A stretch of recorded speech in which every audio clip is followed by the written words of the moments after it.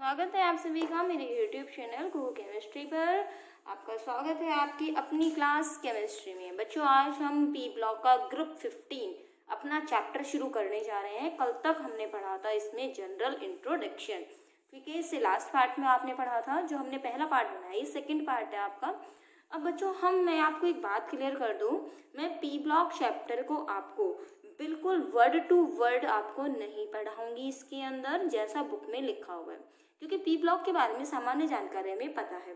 तो यहाँ से ग्रुप 15 के बारे में केवल उन्हीं चीज़ों को हम पढ़ेंगे जो एग्ज़ाम में पेपर में आती है, क्योंकि ये चैप्टर अपना कंसेप्चुअल नहीं है, अपना चैप्टर मोस्टली ये लर्न करने का है। तो अगर आपको लगता है कि नहीं हमारे पास फुल नोट्स होने चाहिए चैप्टर के, तो वो भी आपको प्रोवाइड कर दी जाएंगे मेरे टेलीग्राम चैनल पर, और उसका लिंक आपको डिस्क्रिप्शन बॉक्स में मिल जाएगा। वहाँ से आप पूरी PDF इसकी कलेक्ट कर सकते हैं। आपको लगता है केवल हमें वीडियो वाली ही पेजेस के PDF चाहिए, तो आपको वो भी प्रोवाइड हो जाएंगे, लेकिन सारे प्रोवाइड आपको टेलीग्राम चैनल पर ही हो पाएंगे। तो बच्चों, स्टार्ट करते हैं। ध्यान रखिएगा, पूरे नोट्स में इसमें कवर नहीं करूंगी, केवल वो चीज़ें जो एग्जाम में आती हैं। तो बच्चों, आओ पढ़ें कुछ इस तरह से पी ब्लॉक चैप्टर कि हमें याद हो जाए ये फटाफट। तो बच्चे, हम पढ़ते हैं बच्चों, इस चैप्टर को स्टार्ट करते हैं। सबसे पहली बात, ग्रुप 15 का इलेक्ट्रॉनिक विन्यास क्या होता है बच्चों? NS2NP3 होता है। यहाँ से कल हम बता चुके थे, इसके बाह्यतम कोश में जो वैलेंस शेल होती है इसकी, उसमें कितने इलेक्ट्रॉन होंगे? 3 to 5। 15 नंबर है तो कितने होंगे बच्चों? 5 इलेक्ट्रॉन इसके अंदर होंगे। अपने पास ट्रिक क्या होती है, कल भी मैंने आपको बताया था। ट्रिक होती है इसकी, न्यूजीलैंड, पाकिस्तान, ऑस्ट्रेलिया सब बिके। मैं कल क्लियर भी कर चुकी थी, आपने करके देखे होंगे इनके इलेक्ट्रॉनिक विन्यास सभी के। इसका कितना नंबर है? 7, इसका 15। अब फिर से एक बार रिवाइज कर लेते हैं, क्योंकि एग्जाम में आने वाली चीज़ है। तो आप सबसे पहले क्या करेंगे बच्चों, यहाँ पर आप क्या लिखेंगे? सबसे पहले आप अक्रिय गैस विन्यास लिख लीजिए। कहाँ से स्टार्ट करेंगे बच्चों? हीलियम से। तो करते जाइए, हरि, नारायण और करा, एक्स, बस यहीं तक ही अपना, ठीक है। रही बात इनके परमाणु क्रमांक की, बच्चों इनके परमाणु क्रमांक की बात अगर करें तो बच्चों यहाँ से अपना 2 और 10 इनको तो जानते ही। 18 दूनी 36, 18 तिया 54, इसका 18 होता है, इसका 36, 18 से 54। 18 का पढ़ा आपको याद है, 18, 18 दूनी 36, क्रिप्टॉन का 36 और जीनोन का 54। आगे हम इसको लिख लेते हैं, क्योंकि क्या लिखा हुआ है? NS2NP3। तो हमको कल वाली चीज याद होगी, 2S2 2P3। इसके लिए क्या आ जाएगा बच्चों? 3S2 3P3। आपको अगर तसल्ली ना हो तो आप इनकी भी देख सकते हो, 3 और 2 5, और नियॉन का कितना होता है? 10। आगे कितना आता है बच्चों? 4S2 4P3, 5S2 5P3, और फिर क्या आएगा? 6S2 6P3। आई थिंक कोई प्रॉब्लम नहीं होगी। इसके बाद क्या, देखो कैसे पता लगेगा कि जगह छोड़नी है या नहीं छोड़नी है। आप गिन के देख लीजिए, 18 2 20 और 3 33, सॉरी 18 2 20 और 3 23, और यहाँ कितने हैं? 33। तो इसका मतलब कितने का कम है? 10 कम है। 10 किस में होते हैं? D में, तो D10 लिख दिया। और 4 से 1 कम क्या होता है? 3, तो कितना आएगा? 3D10। इसी प्रकार से कल हमने बताया भी था, इसके आगे क्या आएगा? 4D10। अगर यहाँ तक अपना चला है तो निश्चित रूप से यहाँ भी 5D10 आएगा ही आएगा, क्योंकि 6 से 1 कम क्या है? 5। अब यहाँ से आप गिन के देख लीजिए, 36 क्रिप्टॉन का, 36 और 10 46, 46 2 48, 48 3 51। सही बैठ रहा है अपना। यहाँ से अपना कितना है? 5D10 है। यहाँ से गिन के देख लीजिए, मैंने फिर आपको बता दिया है, आर्गन बच्चों 18 होता है, क्रिप्टॉन 36 होता है, जीनोन कितना होता है? 54 होता है। इस प्रकार से कैलकुलेशन कर लेते हैं, हमें पता लग जाता है कि कितने कितने इलेक्ट्रॉन यहाँ पर आएंगे। 54 और 10 64, 64 2 66, 66 और 3 अपने पास हो गए 69, 69। कितने की कमी पड़ रही है अपने पास? कितना होना चाहिए? 83। अपने पास 14 की कमी है, तो 5 से 1 कम क्या है? 4, 4F में कितने जाएंगे? 14 जाएंगे। इस तरह से आप पता लगा सकते हैं कि वास्तव में आएंगे भी इलेक्ट्रॉन या नहीं आएंगे। तो परमाणु क्रमांक से आप पता लगा सकते हैं। आगे बात कल मैं समझा चुकी थी उस चीज को, इसीलिए वापस नहीं बुलाएंगे अब। ऑक्सीकरण कितना होगा? +5 और +3। आपको +5 क्यों है? क्योंकि इसके बाह्यतम कोश में कितने इलेक्ट्रॉन होते हैं? 5, इसलिए +5 है। और +3 जो है वो किस वजह से है? ये है बच्चों अक्रिय युग्म प्रभाव के कारण। ये भी चीज मैंने आपको कल बता दी थी कि 2 इलेक्ट्रॉन अगर ये नहीं त्याग पाता तो इसकी +3 ही रह जाती है। पी ब्लॉक के जो ग्रुप 15 है अपना, कितने इनको क्या बोलते हैं? निकोजेंस भी कहते हैं। मतलब क्या है? दम घोटने वाले तत्व। अब देखिए यहाँ से प्रश्न बनता है वो है चिली साल्टपीटर और इंडियन साल्टपीटर का फॉर्मूला। चिली साल्टपीटर का फॉर्मूला होता है बच्चों NaNO2 और इंडियन साल्टपीटर का होता है KNO2। अब बात क्या होती है, हम कंफ्यूज हो जाते हैं कि Na किस में आएगा और K किस में आएगा। तो एक छोटा सा हमारे पास, मैंने एक छोटा सा जो अपना याद रखने के लिए मैंने जो याद किया है वो मैं बता देती हूँ। पोटेशियम, ठीक है, मैंने क्या लिखा, पोटेशियम नाइट्राइट, इसका नाम क्या है, पोटेशियम नाइट्राइट, ठीक है। और ये अपना दूसरा क्या है, सोडियम नाइट्राइट, यही है। अब दूसरी चीज मैं आपको बताती हूँ, इंडियन में देखो वर्ड्स कितने हैं, 1 2 3 4 5। पोटेशियम में कितने हैं, 1 2 3 4 5। देखो इंडियन है यहाँ पे। अब आप करके देख लो, 1 2 3 4 5, 1 2 3 4 5। तो अगर आपको याद नहीं रहता, कंफ्यूजन हो जाता है कि पोटेशियम वाला था कि सोडियम वाला, तो इंडियन वाला इस तरह से आप याद रख सकते हैं। दोनों में ही कितने लेटर हैं, 5 लेटर है, इस तरह से याद कर सकते हो। सोडियम नाइट्राइट जो बच जाएगा वो चिली साल्टपीटर हो गया, और इंडियन वाला कौन सा हो गया, पोटेशियम नाइट्राइट। NO2 आयन जो होता है वो नाइट्राइट होता है। आगे देखेंगे इसमें बच्चों नेक्स्ट क्वेश्चन, अपने वर्ग 15 के तत्वों को हाइड्राइडों को तापीय स्थायित्व के बढ़ते क्रम में लगाइए तथा क्षारकता के भी बढ़ते क्रम में लगाइए। सबसे पहले तो मैं आपको ये बता दूं हाइड्राइड होते क्या है अपने। देखिए यहाँ से बच्चों अपन जो इसकी ऑक्सीकरण है अपने को पता है क्या होता है, +3। इसके तत्व जो है वो लिख लीजिए, नाइट्रोजन, न्यूजीलैंड, पाकिस्तान, ऑस्ट्रेलिया, सब, ठीक है, यही है। अब इन सभी के साथ हमारे पास, हमको पता है इसकी ऑक्सीकरण अंक जो होता है तो +5 और क्या होता है +3। इसमें हम कौन सी कंसिडर करेंगे, +3। तो इन सब के हाइड्राइडों का जो सूत्र होगा, इन सब के साथ हम हाइड्रोजन कितने लगा देंगे, 3। ये कैसे लगाया अभी मैं आपको समझा देती हूँ।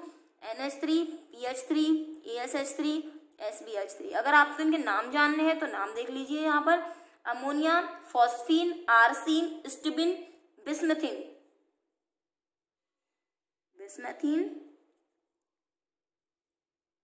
स्टिबिन, आर्सीन, फॉस्फीन, और इसका नाम आपको पता ही है।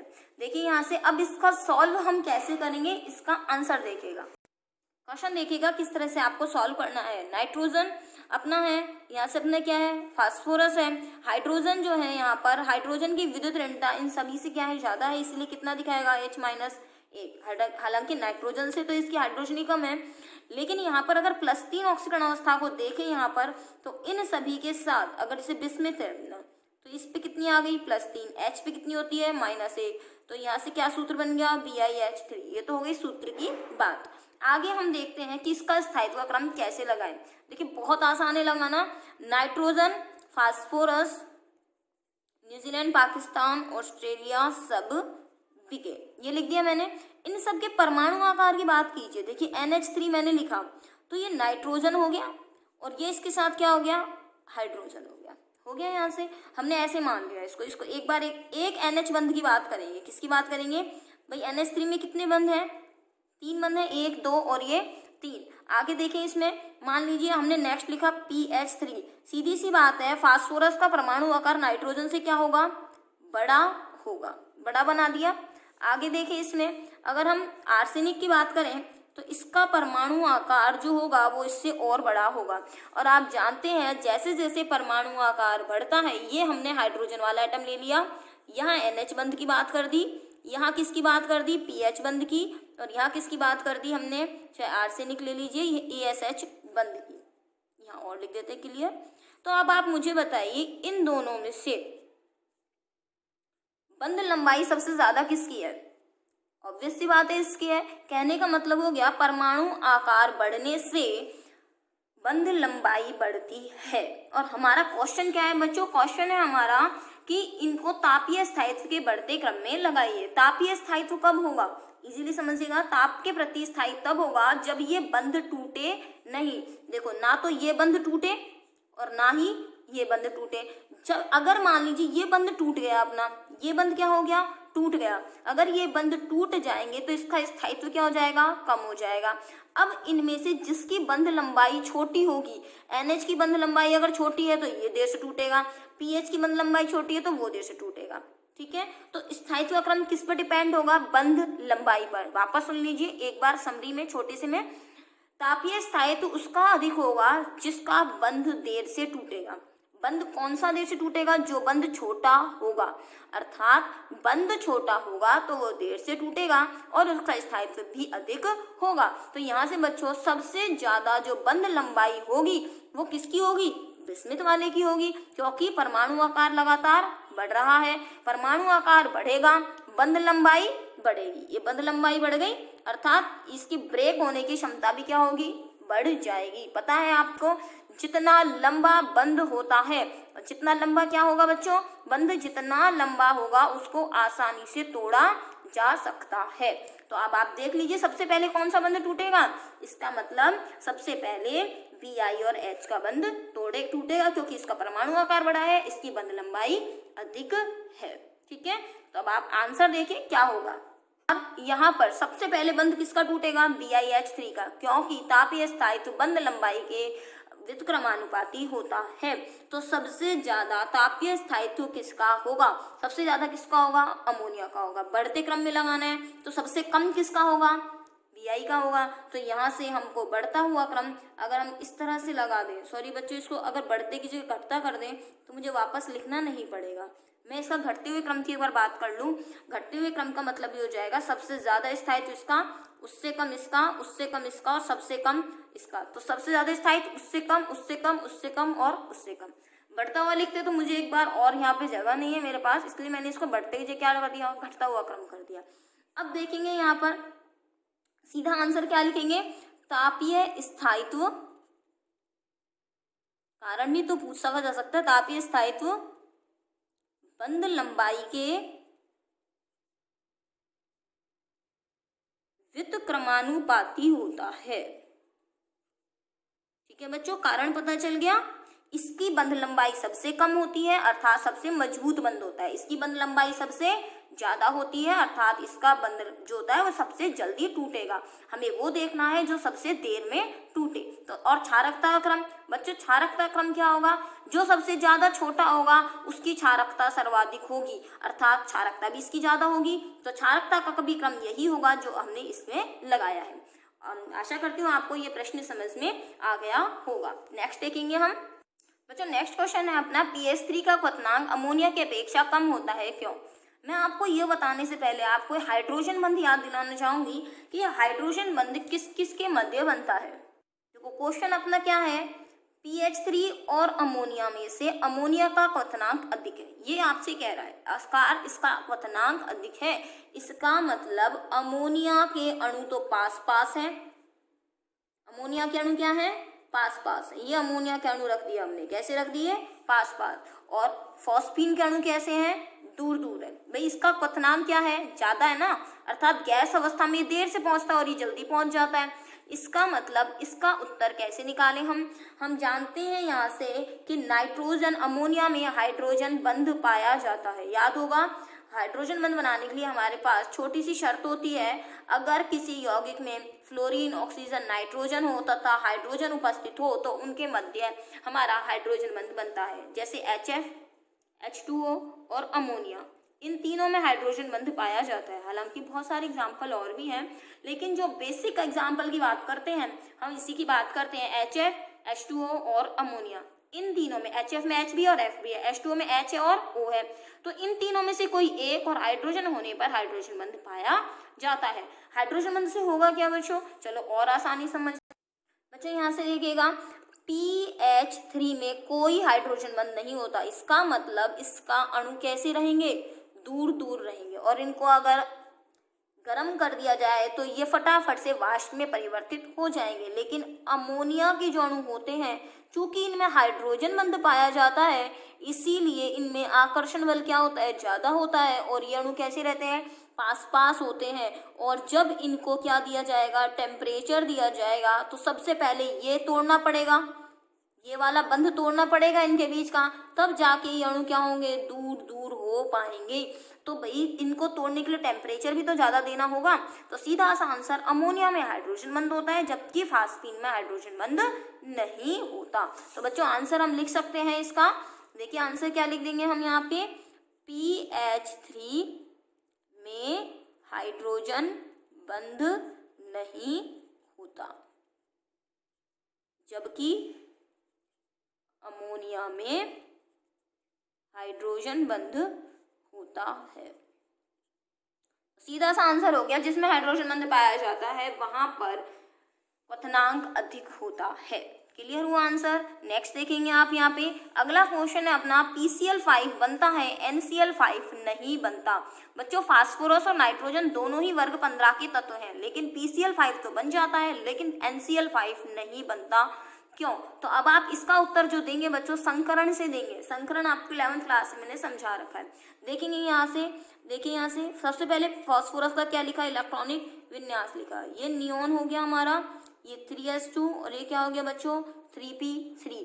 यहाँ से ये s में 2 इलेक्ट्रॉन चले गए और p में कितने चले गए, 1 2 3। चूंकि यहाँ 3p शुरू हो चुकी है इसलिए यहाँ पर क्या होती है, d कक्षक होती हैं, और d कक्षक होने की वजह से यहाँ पर क्या होता है, ये एक इलेक्ट्रॉन जंप करके यहाँ चला जाता है और यहाँ पे एक, ये क्या मिल गया 1 2 3, और यहाँ से एक इलेक्ट्रॉन क्या हो गया, यहाँ से जंप करके ही चला गया। अब आप अयुग्मित इलेक्ट्रॉन देख रहे हो 1 2 3 4 और ये 5, तो 5 अयुग्मित इलेक्ट्रॉन यहाँ पर s के जंप के कारण प्राप्त हो जाते हैं।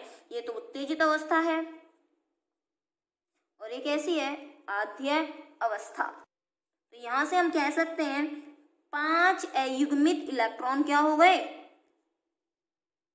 प्राप्त हो गए। 5 अयुग्मित इलेक्ट्रॉन यहाँ से प्राप्त हो जाते हैं।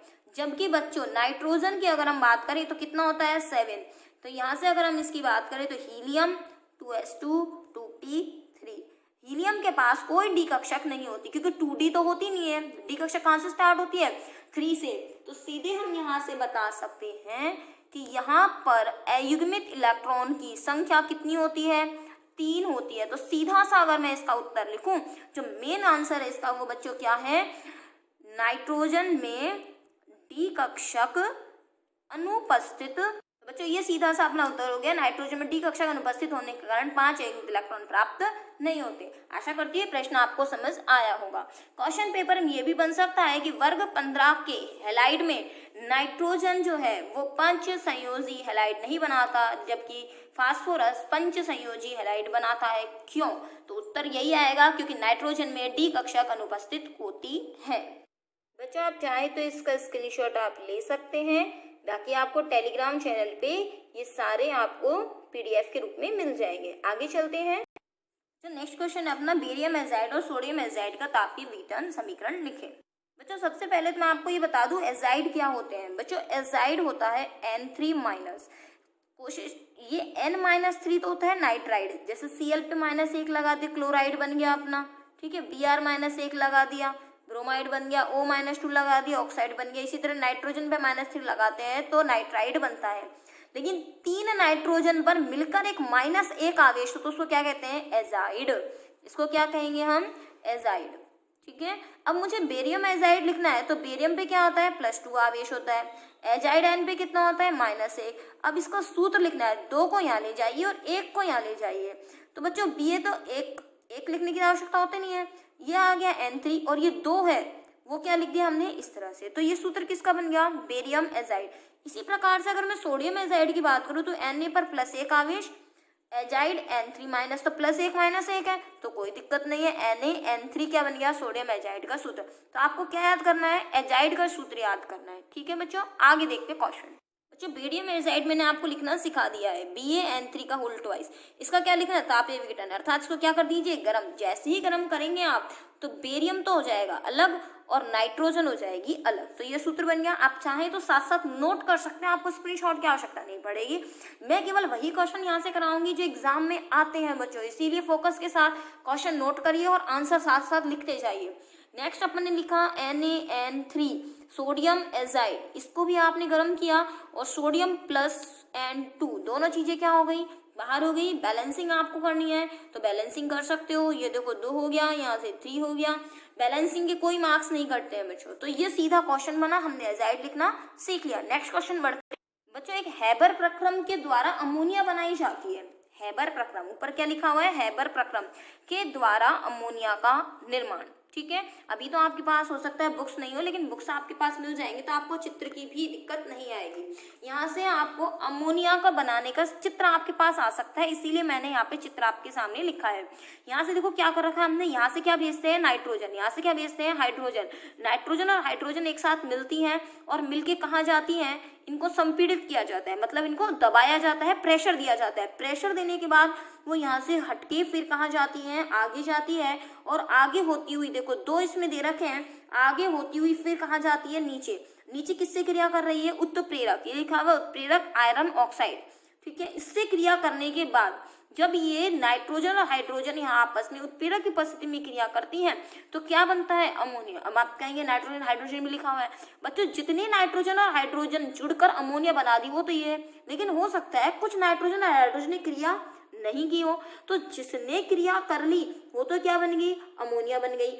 और यहाँ से होकर वो क्या हो गई, यहाँ से इसको निकाल के यहाँ ले लिया जाता है। अब इसके अंदर अमोनिया तो क्या होगी, द्रवीकृत। क्यों हो गई अमोनिया द्रवीकृत, क्योंकि अमोनिया में हाइड्रोजन बंध पाया जाता है। लेकिन नाइट्रोजन और हाइड्रोजन किस अवस्था में होती है, गैसीय अवस्था में। इसीलिए जो गैस होती है वो सीधे क्या होती है, वापस ऊपर उठती है। ऊपर उठने के बाद फिर से पंप में ले जाते हैं उसको, पंप के द्वारा क्या होती है, संपीड़ित होती है। संपीड़ित होने के बाद वापस इसी प्रोसेस से इसको गुजारते हैं। तो ये बच्चों हैबर प्रक्रम का अपना चित्र है। व्यापारिक स्तर पर अमोनिया इस विधि द्वारा बनाई जाती है। आप इसको अपनी कॉपी में भी नोट कर सकते हैं, सीधा क्वेश्चन पेपर में आ सकता है। एक चित्र आपके बोर्ड के एग्जाम में डायग्राम आता है तो एक डायग्राम आपका हो सकता है ये क्वेश्चन आ जाए। आगे देखते हैं बच्चों, मैंने इस चैप्टर को क्वेश्चन आंसर के माध्यम से कराने का सोचा था ताकि आपको सीधे क्वेश्चन मिल जाए, तो उसी श्रृंखला में आगे बढ़ रहे हैं हम। अमोनिया का जलीय विलयन क्षारीय होता है क्यों।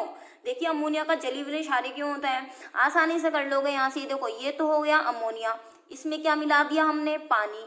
पानी मिलाते ही देखो क्या हो गया, पानी जो होता है अपना क्या होता है बच्चों, H और OH।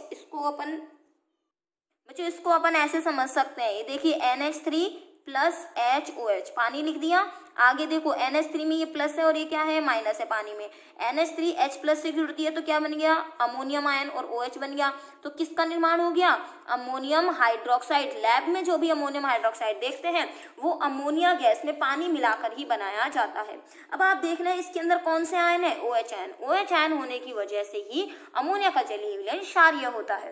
तो बच्चों क्या लिखा जा सकता है, यहाँ से क्या प्राप्त होते हैं, NH4 प्लस OH माइनस। इसको लिख सकते हैं OH माइनस के कारण ही विलयन क्षारीय होता है। तो सीधा आपको समझ आ गया। आपको इस क्वेश्चन आंसर के माध्यम से पढ़ना अच्छा लग रहा हो इस चैप्टर को तो मुझे जरूर बताइएगा। बच्चों ये क्वेश्चन आपके बोर्ड एग्जाम में आया हुआ भी है, अमोनिया एक लुईस क्षार है क्यों। साथ साथ करते जाइए आप इसको, वीडियो के साथ साथ आप पढ़ लेंगे इस चैप्टर को। अमोनिया एक लुईस क्षार है। अब बच्चों मैं आपको बता दूं लुईस क्षार का क्या मतलब होता है। क्षार तीन तरह से होता है, या तो क्षार OH माइनस दे, तो क्षार तीन प्रकार के होते हैं, या तो वो OH माइनस दे, या वो H प्लस ग्रहण करे। OH माइनस दे दे या H प्लस को क्या कर ले, ग्रहण कर ले, या फिर जो उसके पास इलेक्ट्रॉन है Lp है उनको क्या कर दे, वो दान कर दे, डोनेट कर दे, दे दे। या तो इलेक्ट्रॉन दे, या OH आयन दे, या फिर हाइड्रोजन ले ले। तो अगर हम इसके परिभाषा के अनुसार पढ़ते हैं तो ये सिंपल परिभाषा है, अम्ल H प्लस देते हैं और क्षार OH आयन देते हैं। लेकिन अगर इलेक्ट्रॉन के संदर्भ में बात की जाए तो इलेक्ट्रॉन देने वाले होते हैं लुईस क्षार और इलेक्ट्रॉन ग्रहण करने वाले होते हैं लुईस अम्ल। तो इस आधार पर हम अमोनिया को लुईस क्षार समझाएंगे। देखिए कैसे, देखिए आपने स्ट्रक्चर अमोनिया का पढ़ा होगा बच्चों। अमोनिया का स्ट्रक्चर ये होता है अपना NH3, 11th क्लास का आपको याद होगा। अपना अमोनिया का स्ट्रक्चर ये होता है, ये Lp होते हैं उसके ऊपर। ये जो Lp होता है इन्हें ही दान करने की क्षमता अमोनिया में होती है। तो अमोनिया में एक लॉन पेयर होते हैं, तो Lp दान करके ये धातु आयनों के साथ बंध बनाता है, अतः Lp के कारण ये लुईस क्षार है। जो कंप्लीट आपके पास आंसर है, इसका जो मेन आंसर है, कुछ भी आपको याद नहीं रह पाए तो सिर्फ आप इतना लिख दो, Lp के कारण यह क्या है, एक लुईस क्षार है। सीधा आंसर है, क्वेश्चन पेपर पूछाता है, हो सके तो आप इसकी आकृति बना दीजिए। sp3 होता है इसमें संकरण, और आकृति इसकी ज्यामिति पिरामिडिया होती है। ठीक है, नेक्स्ट क्वेश्चन देखेगा अब इसका। बच्चों ये अपना नेक्स्ट क्वेश्चन है। जिन्होंने मेरी पुरानी वीडियोस देखी है, पिछली वाली जो मैंने छोटी छोटी बना रखी है 8-10 मिनट की, उसमें ब्राउन रिंग टेस्ट नाम से मैंने एक वीडियो डाली हुई है, उसमें ये क्वेश्चन था भी, मैंने पहले भी आपको याद करवा दिया है। क्यों याद करवाया है? क्योंकि एग्जाम में बहुत पूछा जाता है। क्या होता है जब कॉपर आयन के विलयन में अमोनिया गैस प्रोवाइड करते हैं? देखिए मैं आपको निश्चित रूप से यहाँ से इसको याद करवा दूंगा।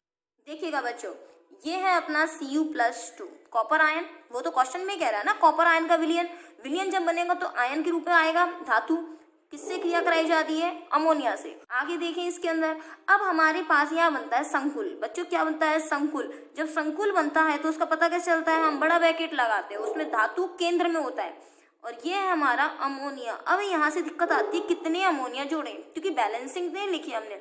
इसको याद करने का क्या तरीका है? यहाँ कितने लग रहा है? 2। 2 का दुगुना कितना होता है? 4 हो गया। और ये आवेश कितना है? +2, इसलिए इसके ऊपर लगा दो। देखो कितना आसान हो गया ये अपने लिए।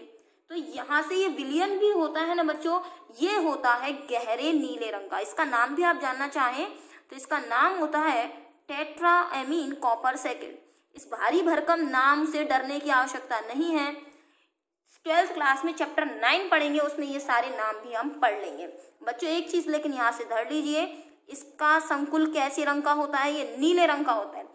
रंग नीला क्यों है? रंग कब निकलते हैं? आपने थोड़ा सा अगर आपको याद हो तो 11th क्लास में आपने पढ़ा होगा कि जब इलेक्ट्रॉन उत्तेजित होते हैं, मतलब जब वो निम्न ऊर्जा स्तर से उच्च ऊर्जा स्तर में जाते हैं, लोअर से हायर में जब जाते हैं, तो वापस आते समय तरंग दैर्ध्य उत्सर्जित करते हैं। तो अगर इसमें अयुग्मित इलेक्ट्रॉन होंगे तो ये करेगा, अदरवाइज नहीं करेगा। तो कॉपर +2 3D9। बच्चों देखिए यहाँ से मैंने एक क्वेश्चन आपके लिए यहाँ कर भी दिया है, ये चीज याद रखिएगा। अयुग्मित इलेक्ट्रॉन होने पर कोई चीज क्या होगी? कलरफुल। ये आपको 90% केस में आपको मिल जाएगा। अब आप ये बताइएगा मुझे, टाइटेनियम +4 आयन कलरफुल होगा कि नहीं होगा? मैंने आपको इसके इलेक्ट्रॉनिक विन्यास भी एक वीडियो में लिखने सिखा दिए, चुंबकीय आघूर्ण वाली में। अगर मैं कॉपर की बात करूँ तो बच्चों कॉपर का विन्यास होता है आर्गन 3D10 4s1, लेकिन अगर कॉपर +2 का निकालोगे तो क्या आएगा? 3D9। निकाल के देखिएगा, एक अयुग्मित इलेक्ट्रॉन इसमें आएगा, जबकि टाइटेनियम +4 में एक भी अयुग्मित इलेक्ट्रॉन नहीं आएगा। तो निश्चित रूप से इसका विलयन कैसा होगा? कलरलेस होगा, जबकि इसका विलयन कैसा होगा? कलरफुल, जो बता दिया नीले रंग का होगा। अगर जिंक +2, इसके सारे जो यौगिक भी होते हैं वो सफेद होते हैं, क्योंकि एक भी अयुग्मित इलेक्ट्रॉन नहीं होता। स्कैंडियम, तो आप जहां पर भी आपको ये अयुग्मित इलेक्ट्रॉन मिले तो वहां कलरफुल, और नहीं मिले तो कलरलेस है आपका।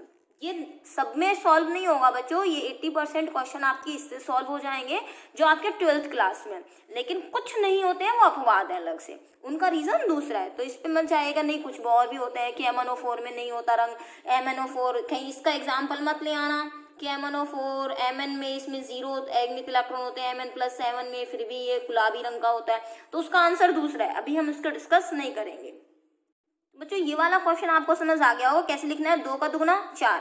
अब देखिए बच्चों, इसी से मिलता जुलता एक प्रश्न और है, वो भी मैं आपको पहले सॉल्व करा चुकी है, वो है सिल्वर का। देखिए क्वेश्चन है, Ag के विलयन में अमोनिया प्रोवाइड करने पर क्या होगा? बच्चों एक चीज मैं आपको बता दूं, जो सिल्वर है वो सीधा सिल्वर मत लिख देना। ठोस अवस्था में कोई भी अपना विलयन नहीं बनता है। जब भी विलयन बनता है तो उसको उसकी आयनिक अवस्था में आना होता है, और सिल्वर पर कौन सा आवेश होता है? +1, और ये हो गया NH3।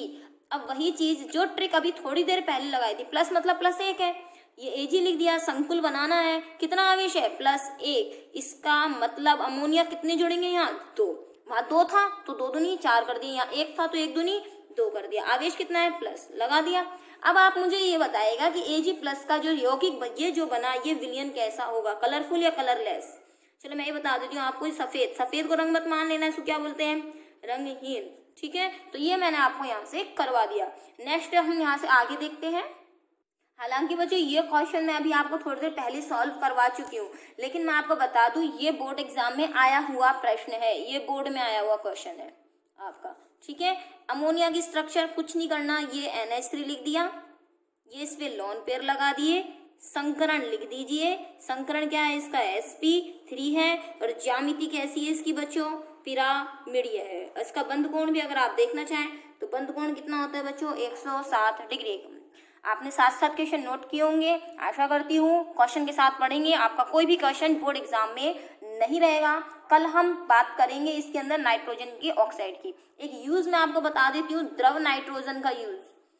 द्रव नाइट्रोजन यूज होती है बच्चों प्रशीतक के रूप में, मतलब प्रशीतक मतलब ठंडा करने में, जैसे फ्रिज का यूज करते हैं ना, ऐसे द्रव नाइट्रोजन का, लेकिन घातक बहुत होती है, इसका क्वथनांक ही माइनस में चला जाता है। तो यहाँ से मैं बता दूं, इसको ठंडा करने में यूज लेते हैं, द्रव नाइट्रोजन को प्रशीतक के रूप में होती है।